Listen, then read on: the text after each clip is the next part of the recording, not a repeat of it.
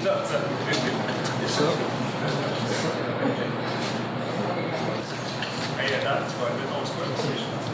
Ouais.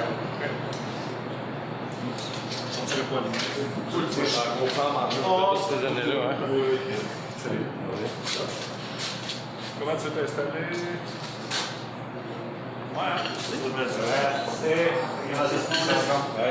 On essaie de cacher les chaises, mais c'est un réel problème dans l'Est du Québec, vous le savez. C'est un problème parce que on fait face à différents phénomènes comme celui de l'érosion des berges, comme celui des grandes marées qui sont de plus en plus fréquentes en raison de la formation de plus en plus tardive des glaces. On a des problèmes de sécheresse constante. Si cet été n'a pas été un été de sécheresse pour les agriculteurs et les producteurs, les deux derniers l'ont été. Alors, en ce sens-là, nous faisons face à différents défis, des défis qui vont aussi toucher éventuellement le fleuve Saint-Laurent. Et en ce sens-là, non seulement la région, bien sûr, mais le Québec et le Canada doivent faire leur part dans la lutte au changement climatique, ce qu'on n'a pas vu de la part du gouvernement libéral, malgré certains progrès qui ont été effectués. La question, c'est que le gouvernement libéral est allé à Paris, a signé des engagements visant à réduire de 30 par rapport à 2005 nos émissions de gaz à effet de serre d'ici 2030. La commissaire à l'environnement a déclaré que le gouvernement était très loin de ces cibles. Au bout du compte, en fait, à l'heure actuelle, ou en fait, en 2017, qui sont les dernières données disponibles, les émissions de gaz à effet de serre au Canada n'ont diminué que de 2 par rapport à 2005. Donc, on est bien loin du compte. Et des mesures que les libéraux ont prises, comme par exemple l'achat d'un pipeline à 4,5 milliards, le Trans Mountain, l'annonce d'investissements supplémentaires de 7,5 milliards pour l'agrandir et pour tripler la capacité, fait en sorte que, d'un côté, il y a certaines mesures qui sont mises de l'avant par les libéraux, comme une taxe sur le carbone, un prix sur le carbone, mais ces autres mesures qui visent à supporter l'industrie gazière et pétrolière au Canada éliminent vraiment les bienfaits des mesures environnementales qui ont été mises de l'avant pour le peu qu'on a pu dénombrer. À ça, je peux rajouter également le fait qu'en 2018-2019, les libéraux ont dépensé 3,1 milliards en incitatifs et en crédits d'impôt de toutes sortes pour l'industrie gazière et pétrolière. Et vous avez une formule où, même si certaines mesures environnementales ont été mises sur pied, les autres mesures qui ont été mises pour supporter l'industrie gazière et pétrolière nous assurent présentement d'un recul par rapport aux objectifs de Paris. Alors, ça nous prend des engagements qui sont forts, ça nous prend un plan d'action qui est immédiat, un plan d'action qui va nous assurer que le Canada va passer à l'action dès maintenant. Et c'est la raison pour laquelle le NPD a un plan de 15 milliards, d'investissement de 15 milliards en 4 ans pour dès maintenant lutter contre les changements climatiques. Évidemment, on a un prix sur le carbone pour lequel on veut s'assurer que les gens qui sont les plus défavorisés ne payeront pas, ils vont pouvoir recevoir un dividende. Mais il y a d'autres mesures qui doivent être mises de l'avant. Et lorsqu'on sait qu'au niveau des changements climatiques, au niveau de l'émission de gaz à effet de serre, l'un des domaines, à l'exception du domaine gazier pétrolier, l'un des domaines les plus significatifs, c'est le domaine des transports. Alors, on ne peut pas avoir de lutte efficace au changement climatique si l'on ne s'adresse pas, si l'on n'aborde pas la question de l'électrification des transports. C'est l'un des deux grands axes du plan du NPD. Avec l'électrification des transports, on veut accélérer la production et l'utilisation de la voiture électrique. Le précédent gouvernement a décidé d'établir un incitatif, un crédit de 5 000 $ à l'achat d'une voiture électrique ou à l'achat d'une voiture à zéro émission. Nous voulons tripler ce crédit à 15 000 pour les voitures qui sont produites au Canada. Donc, on veut pouvoir s'assurer que non seulement l'incitatif va être plus grand à en acquérir une, mais également le fait que le Canada se doit de commencer à développer son industrie automobile électrique à zéro émission.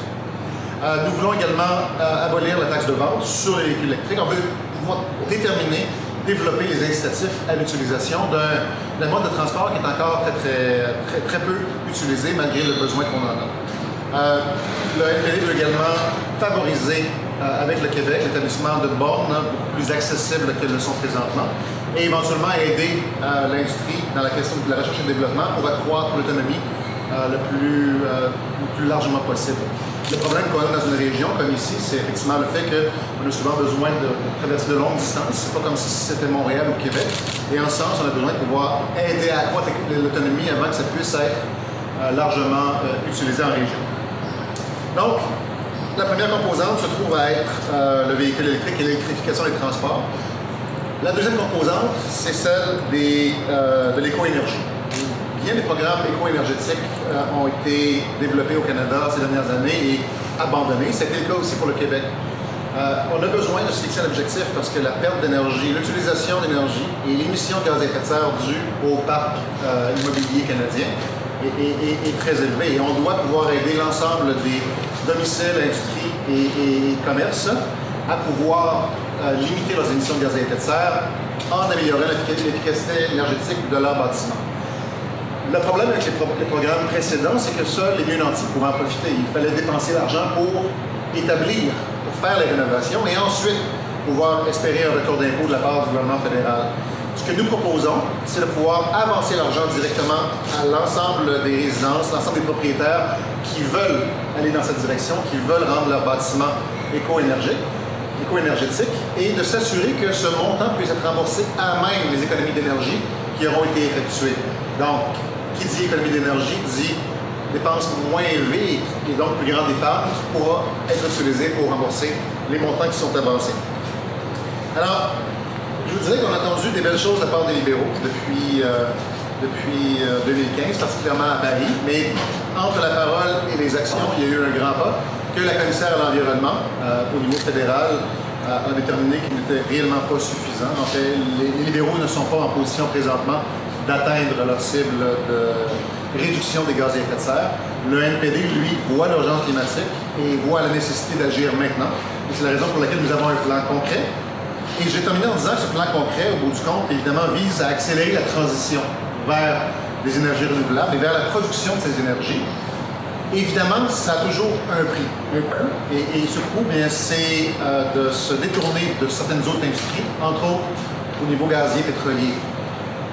Un programme comme celui qui doit être mis de l'avant par le Canada pour lutter contre les changements climatiques ne peut se faire que s'il est centré autour des besoins de la main-d'œuvre. Que si les travailleurs et travailleuses sentent que le gouvernement est derrière pour les appuyer dans cette transition. Alors, le plan du NPD est résolument tourné vers les besoins de la main-d'œuvre, résolument déterminé par le fait que cette transition doit être appuyée et que les gens ne doivent pas craindre pour leur niveau de vie. Et pour moi et pour le parti également, c'est absolument essentiel parce que, au bout du compte, c'est les travailleurs et travailleuses, l'ensemble des provinces, incluant l'Alberta, qui auront à déterminer le plan qui sera mis de l'avant pour contrer l'urgence climatique ou là-bas. Alors, en gros, c'est les deux présentations principales du NPD en matière de changement climatique. Vous savez vraisemblablement que mon collègue Hugo Latulippe va avoir une conférence de presse à 11h ce matin pour parler d'une initiative qu'il désire mettre de l'avant pour mon ami Lélec Amouraska-Rivière-du-Loup. Nos présentations sont complémentaires. Et lui, comme moi également, seront présents à la marche pour le climat qui aura lieu ici à Rimouski et à Rivière-du-Loup. Et je ne suis pas sûr s'il y en a à la Pocatière, mais au moins à Rivière-du-Loup pour vendredi. Alors nous serons en train de marcher avec les gens qui réclament de l'action immédiate pour lutter et contrer les changements climatiques.